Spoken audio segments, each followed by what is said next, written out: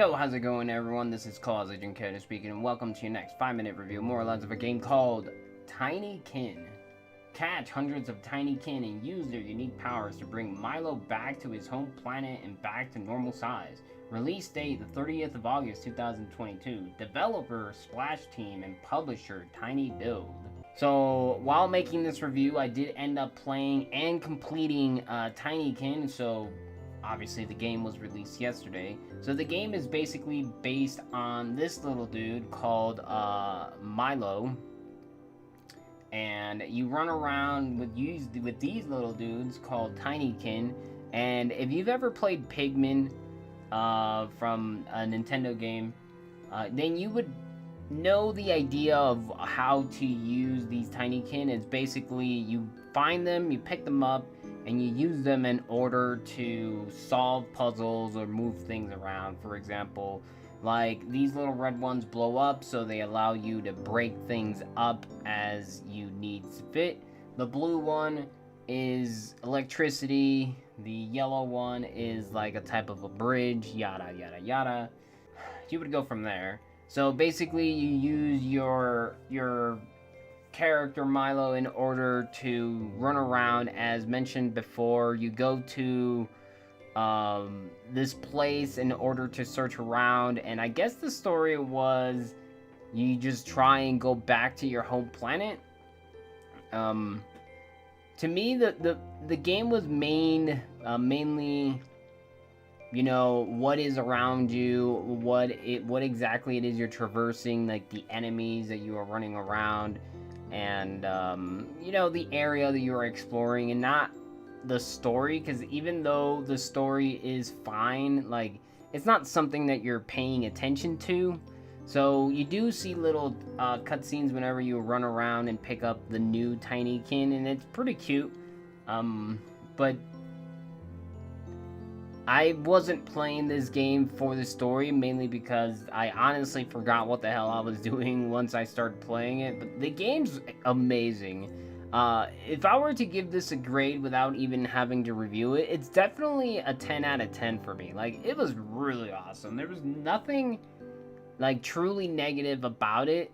The only minor negativity about the game is mainly the music. Like, the music is not something that you're going to remember. It's just a super chill game. It basically saves, like, I don't know, every 10 seconds. So the game ended up crashing for me, and due to amount of auto saves that the game does, I didn't lose any progress at all. So it's, again, it's a game that you can just pick up, run around, look around. There are collectibles, there are quests and side quests that you need to complete in order to move on to the next area, that you can obviously do at your own pace or not even need to if you don't want to. There are a lot of nectar. It's these little yellow balls that you go around collecting if you want to get 100% of the game. So the game is exploration. It is a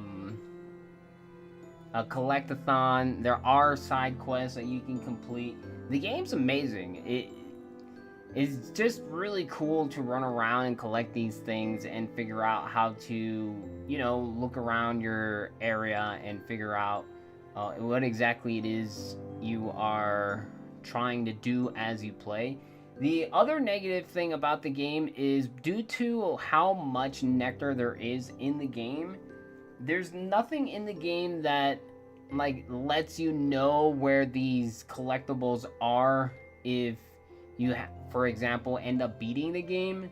And I find that extremely annoying when it comes to any collectathon game, due to the fact that there's so much collectibles to the point where you kind of just want that extra help once you beat the game, but the extra help isn't there at all for some reason, and it's annoying. But I would not like downgrade the game just because of that.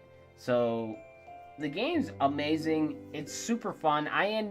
The game's around 6-7 hours casually if you're not going for 100%, and if you are going for 100%, it's probably like closer to 8 or 9 hours. I happen to get 100% in every level except for one that I just couldn't find the nectar needed in order to complete. And just, again, just got annoyed and just stopped. But that's not a good enough reason to, like, bump down a grade in the game just because I was slightly annoyed. So yeah, it's probably a 6 to 9 hour game depending on how much you want to complete, but otherwise it's super chill. It auto saves basically every 10 seconds. You just run around collecting and exploring these areas as you go through and try and figure out how to get out, or even like why things are around you, I guess you can say. But yeah, that's it. I don't have anything else to say, otherwise I'm just gonna end up repeating myself. But one more thing, during the making of this video, the game was out on Xbox Game Pass, so you might want to check that out if you happen to have Game Pass, and see if it's still there and available to play for free if you happen to have that. Otherwise, obviously you would just have to end up buying it. But yeah, if this review helped you in any way, make sure to let me know in the comments. Make sure to comment in general and subscribe if you so don't wish to, and hope to see you in the next one. Take care.